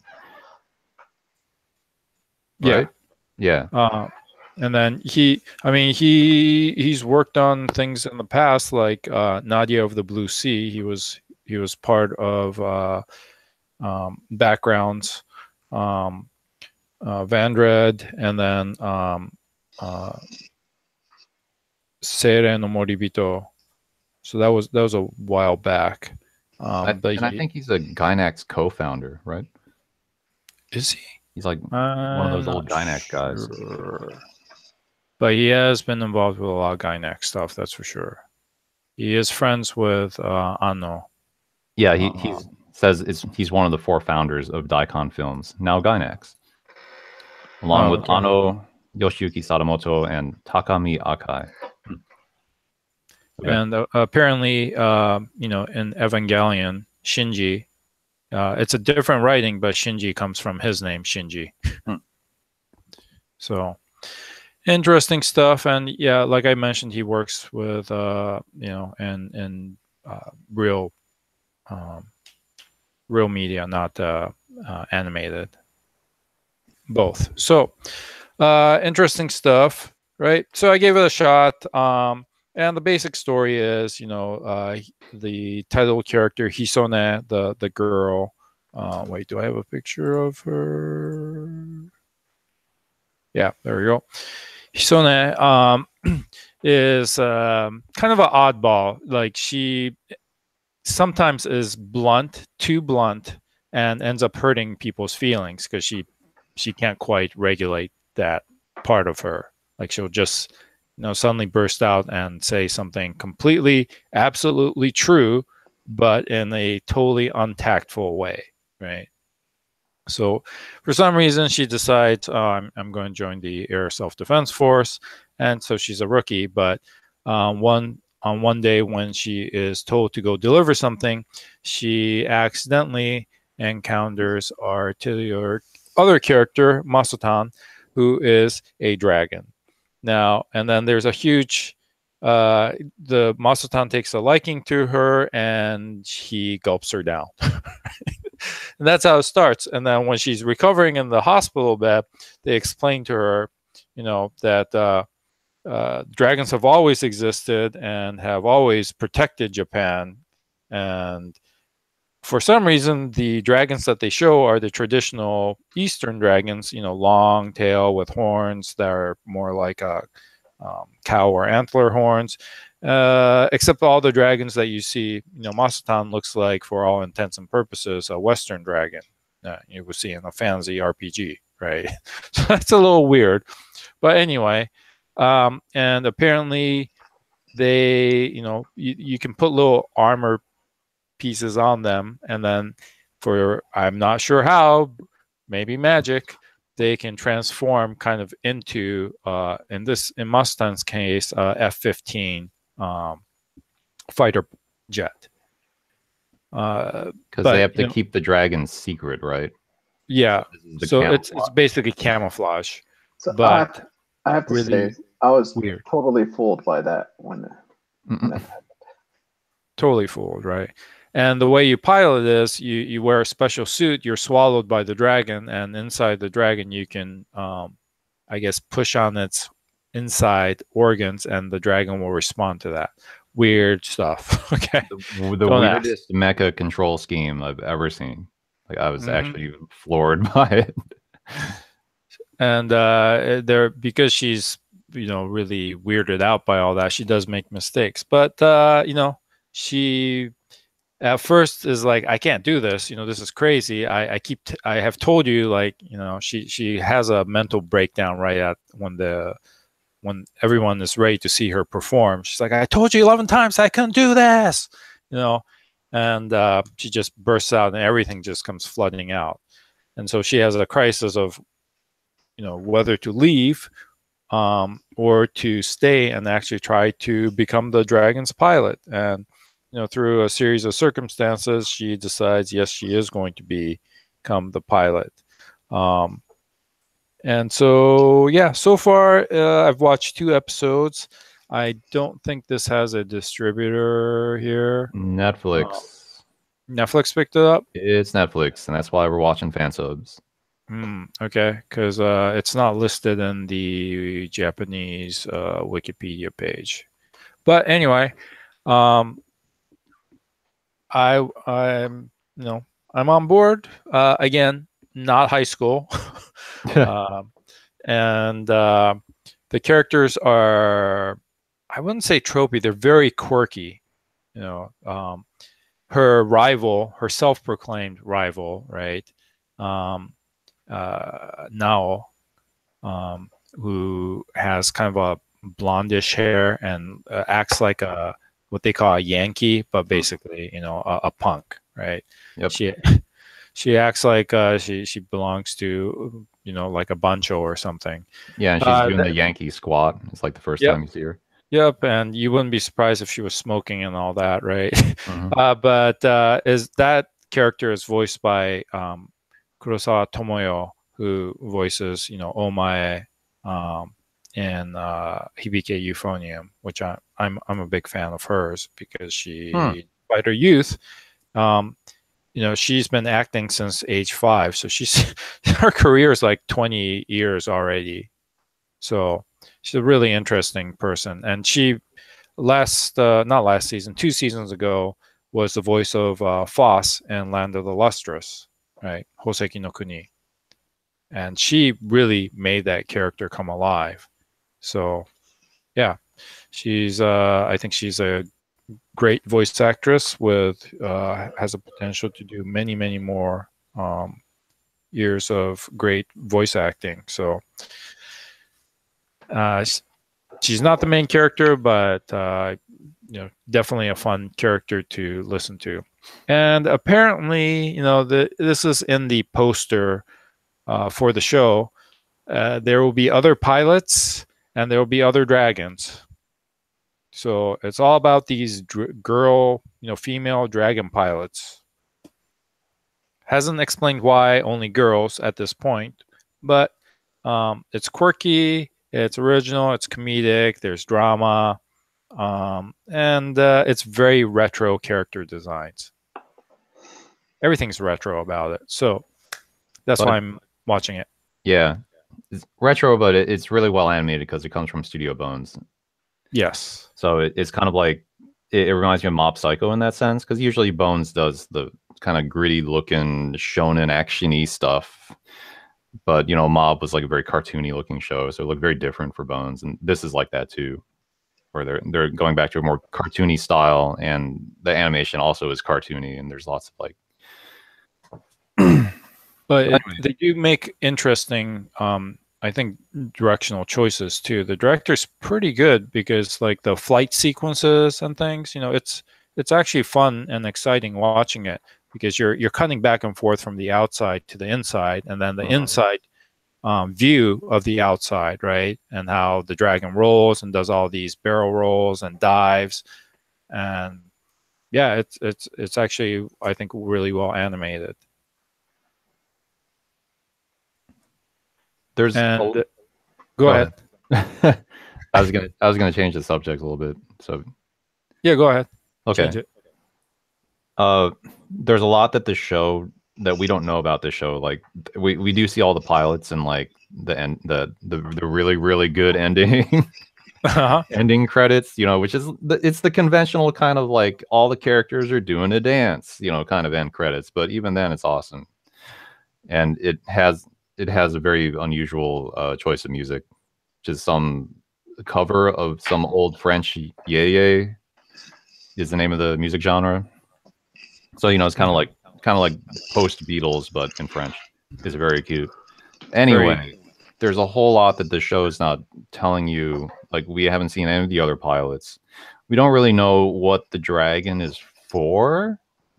Like so far, it seems kind of ceremonial that this thing exists. It's like she's piloting some sort of symbol of the nation, and it makes me think of like Shinji Higuchi, the chief director, being a old Gainax guy and having directed things like Shin Godzilla, which speaks to Japanese nationalism in a certain way. That being part of the old Gainax crowd, they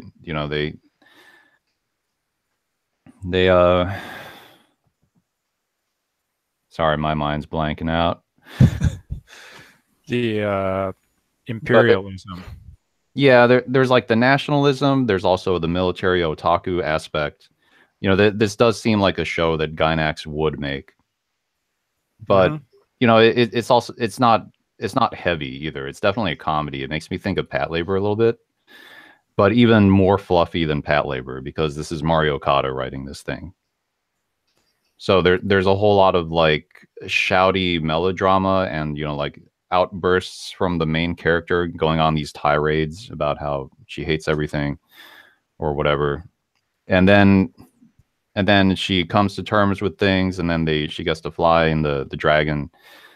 Like I think that's the weak link of the show for me is Mario Okada, or just the style of writing where it's kind of driven by like outbursts of melodrama and then cheap catharsis. And I'm like, man, I wish the writing was more clever than it was. Because sometimes it works. Like it is cute and it's nice when she gets in the dragon, and it's fluffy, cute show with fluffy, cute designs. But I also wish it had like more of a sophisticated edge to it, like Patlabor did. Like even in its comedy, like even Patlabor and its more comedic elements had more going on than this. So I'm definitely gonna watch it all though. Like it's a really nice production. But it just makes me think of like how much better it could have been, if X or Y. It's that kind of thing where it's like I like Mario Okada when she takes something that was doomed to failure and makes it kind of like entertaining in a bad way, like Wicross or something. But here she's making something that was, it's like what this is pretty good, and it doesn't need the Mario Okada like melodrama overload to be interesting. Yeah, but at the same time, I think when you let her just write on her own, those aren't very good. And I'm finding more and more like the stories that I like from her are when she's constrained by, or someone else, is in charge and she's definitely second fiddle, right? Or it's a good collaboration. Someone has the ability to rein her in, right? Because, things like, what was it? the one where they were all lost in that village, lost village, Oh, Mayoiga. Yeah, Right? Mayoiga. Yeah. That was not good. And she like wrote most of it herself. Like that was her shtick, and it was not good. Whereas like I watched Iron-Blooded Orphans, the Gundam show, and there you're constrained by Bandai and Sunrise and by the entire Gundam name. And despite the fact that she did write a lot of that herself, right? I thought the end product was it actually worked. It really worked, and it reined in some of her impulses to go wild, right? Yeah. And so I'm hoping that with a studio like Bones and with a director like this who has experience, dealing with a lot of auteurs, shall we say, that the end product will be stronger for it. So that's kind of my take on her.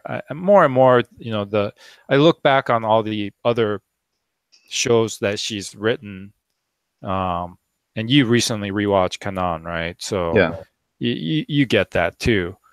But I think she's a better writer when it's a better collaboration or someone is directing her versus letting her loose to write a fully original thing where it's only writing credit is just her name. I think those are like the weakest, like that. And I mentioned Mayoiga. I mentioned I haven't mentioned it, but like the Nagi no Asukara, the Lull in the Sea, or whatever that show was. Mm-hmm. That was also horrible writing, I thought. And that was all her. Yeah, that really fell apart in the second half of it. Yeah, Kiznaiver to me is like the quintessential Mario Kata show.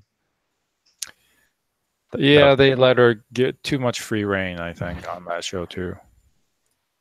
But yeah, then you do got things like Toradora, where she's doing an adaptation there, or like Horo Musuko, Wandering Son. Mm-hmm. Where she's filling in the blanks or doing the adaptation, but she's not in control of like every little thing that's happening. Yeah. Yeah, and I'm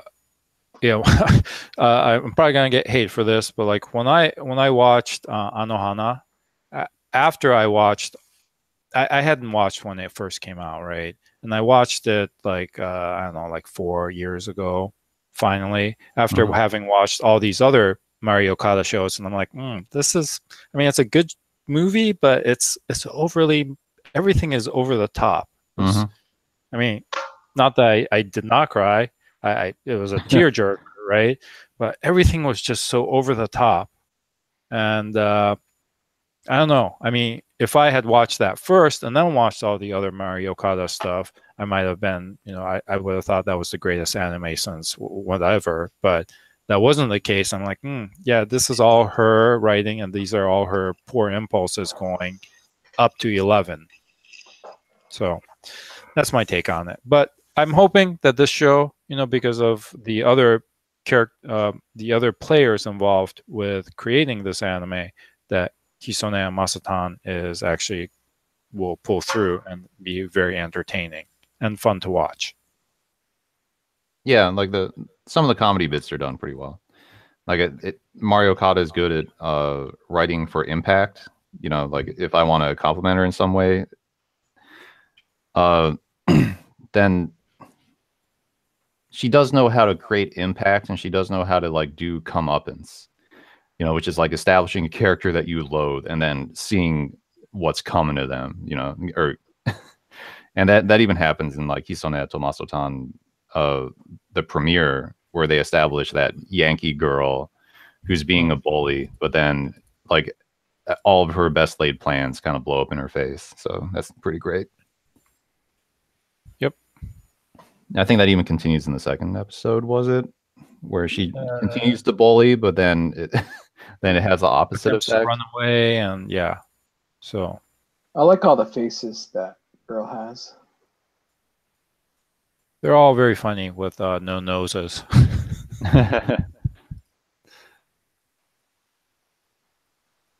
But obviously, Yakult plays a big role. And the mysterious old lady who seems to know a lot more than she lets on. So we'll see. I love that old lady. She makes me, she surprises me. Like, I think she'd, I expected one thing and then she just turns it around. Like when she says, I actually don't like strawberry flavor, she just walks away from her. I was cracking up so hard during that moment when she finally got the courage and the old lady's like, yeah, whatever, just walks away.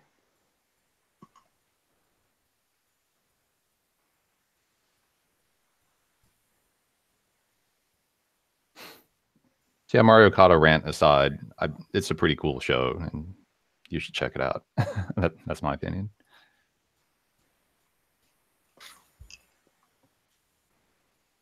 Nick, did you want to add anything before I go to the next title? No, this is one that I just kind of dropped because, and not to say anything bad about it, but kind of like for a lot of the shortcomings that Sean was kind of talking about, I just didn't get gripped by the older animation style. And while the comedy was kind of there, it's not comedy that I'm actually like super appreciative of. And I was really rubbed the wrong way. Like I liked when they like armor plated the dragon and called it camouflage, but I just didn't fundamentally like that mechanic at the same time. And they're like, and I would hate how they would like do these explanations sometimes because they're like, yeah, like the dragons have always been camouflaged by somebody or another. Right now it's just the military because they're kind of using them or whatever. And it's like, like old sources where? Like, is that why the Chinese design was that? Like, what is going on here? And it's not that I'm calling it bad, just not for me. So I dropped it. Yeah, there's a lot to swallow in the premise. Like, it doesn't really make sense. So I've just decided to suspend my disbelief and not think about it too hard. And I think like it was those specific elements too. Like, if maybe they didn't use something to a degree or did it a little bit differently, I would have been on board. But like, again, I didn't dislike it, but I didn't like it enough to give it like a second episode kind of a thing. Like, no, I don't want more of this personally. All right. Yeah, that's fine. Next up is the last title for today. No, I can go through them both. I waited through that rant. I can get them both done. It'll be quick. This will be the last title for today. What? I don't even know what this is. I don't know what it is offhand. Yeah. Whoa, this big thing. Dori no Dorieku, the animation. I'll do this one like next week. Go to the other one. The other one's more important to me. What was the other one? Just go to it. Give me a second. I didn't know. Oh, Isekai, right? Yeah.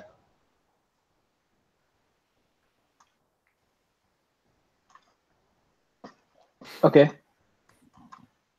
We have Izakaya. Yeah. Because we talked about this earlier, I just can't not cover this one right now. So, a chef gets run over by a car. That's how it starts. Nuh-uh. And he goes to the cooking world. No. The isekai cooking world. Hush you.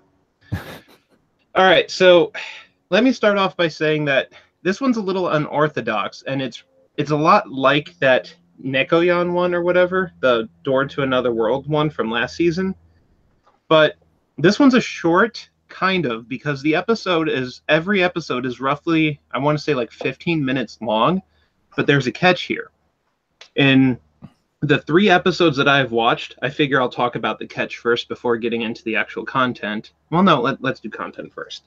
So it's set up where there's a shop that it's like a normal food place or a normal, restaurant, but one of the doors leads to Legasp, Another World. And the denizens of that world walk through this one point of entry. It's not like all over the place like the other one. And they come to a modern day restaurant where I guess they had It's like they're walking through Skyrim. It's like a couple dopey Skyrim guards walking to the izakaya. Yeah, that was like the first one. But the character base it actually changes up a lot. But yeah, that's who we were first met by. And So they kind of walk in and they marvel at like modern day things that we take for granted, which is like what a lot of the last episode 1 did. And you get a lot of inner dialogue at whatever the character's coming in. Like, we want this kind of a dish, and like the restaurant either has it on their menu or just kind of has to go, oh, we can make that, and makes up a lot of Japanese food. And it can be different from like the soldiers coming in afterwards. There was another one where it was like a weird coming of age meal, kind of, with like royalty. And the fourth one was another non-soldier, just kind of like citizen level show where like something kind of different here is like I can't really tell what fantasy element it has, because like I don't know the rest of this mythical world if it has like fictitious creatures or elements to it. It doesn't matter because the only doors in the city, and we mostly see just normal people coming on through. So they'll make up a dish that they'll somewhat describe in the anime, and then that story is done. Like, the soldiers have eaten, the royalty has eaten, or some random citizen has eaten. And then they're like, we're proceeding to the next half now, like roughly 10 minutes into this 15-minute episode. Well, what's the last 5 minutes, you ask? It's a live action segment that can be done one of two ways. They kind of change their format. Maybe there's a third lurking in here somewhere.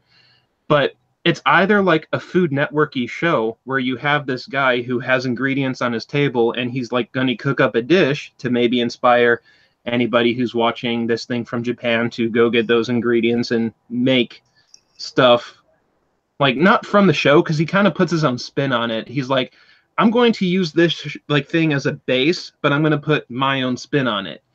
And there's like this lip servicey commentary like thing where it literally becomes a Japanese cooking show. Yeah, action but cooking like, show at the end.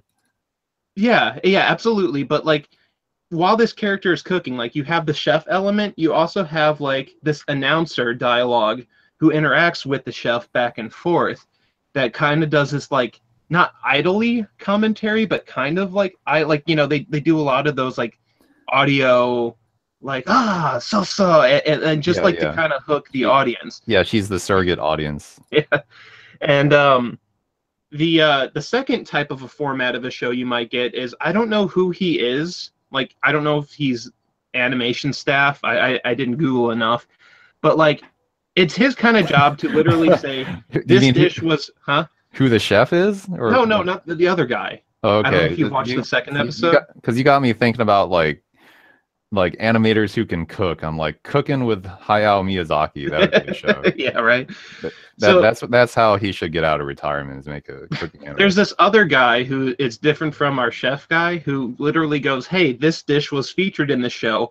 I'm going to go to a restaurant. I'm literally going to pick a restaurant somewhere nearby, like in whatever city they're based out of in Japan, and we're going to advertise that restaurant, and I'm going to buy this thing, or like I'm going to consume this thing that they kind of made in the show.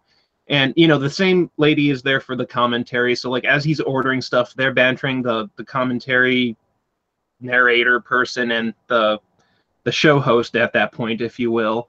And, he eats this one thing, and then they're like, yeah, this restaurant is here. Come here if you want to eat here.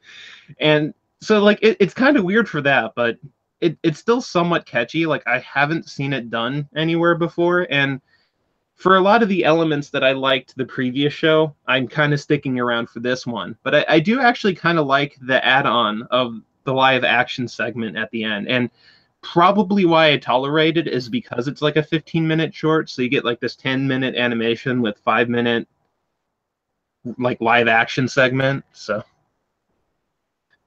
it's kind of quirky, but it's kind of cool at the same time. It's so trendy that I want to kill myself, and I hate anime.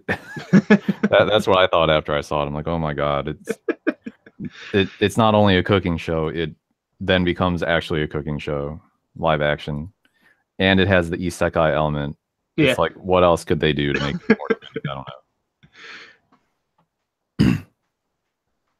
But man, there are a lot of cooking shows.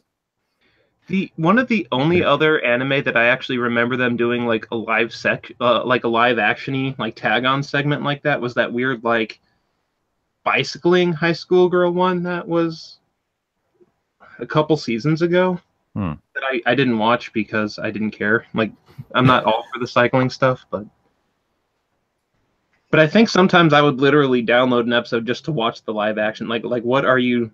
Because like it was kind of relevant to getting into like hardcore cycling, and I was kind of like, what advice do you have for that? So like I was watching it more for the, and not like the whole episode, but like just for the bicycle advice, like live action segment. I didn't even watch the animation. There's also a very short anime on air this season about like this is considered to be kind of like a backwater prefecture of Japan. And then, oh yeah, things about like Gunza or Gunma that you didn't know. Yeah, Gunma Prefecture. And then they sort of make up all these like horror stories and like sort of exaggerate like everything. It's like a first world problem. And then at the end of the first episode, the mayor of one of the major cities in that prefecture is like, "Come to visit our city. It's great." It's like, I don't know if I believe you. Yeah, I checked that one out, and I actually did drop that one because I'm like, I don't think like it's not on my map to go to, so I just don't think I should watch these like weird first world problems about like specific cities in Japan. Is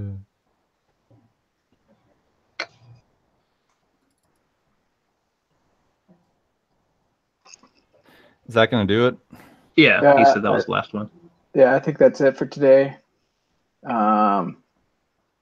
Be sure to join us next week, where we'll cover the rest of the titles, which I think Albert and Nick still have something. Sean, unless you watch more,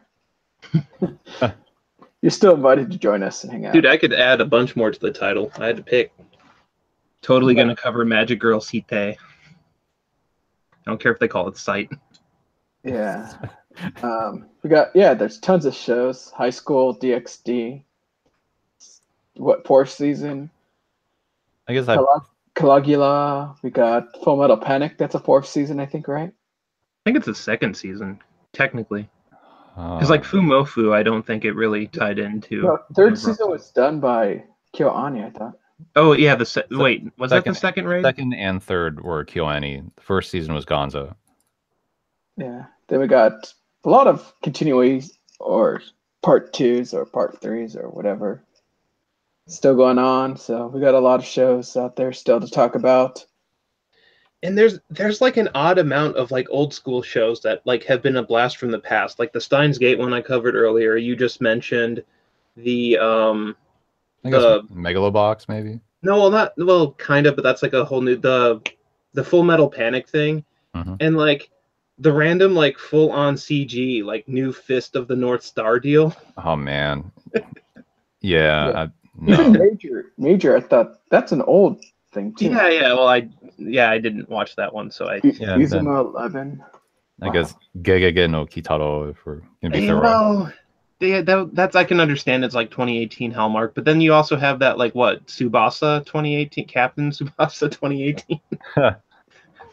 Cutie Honey Universe. Cutie Honey. Yes.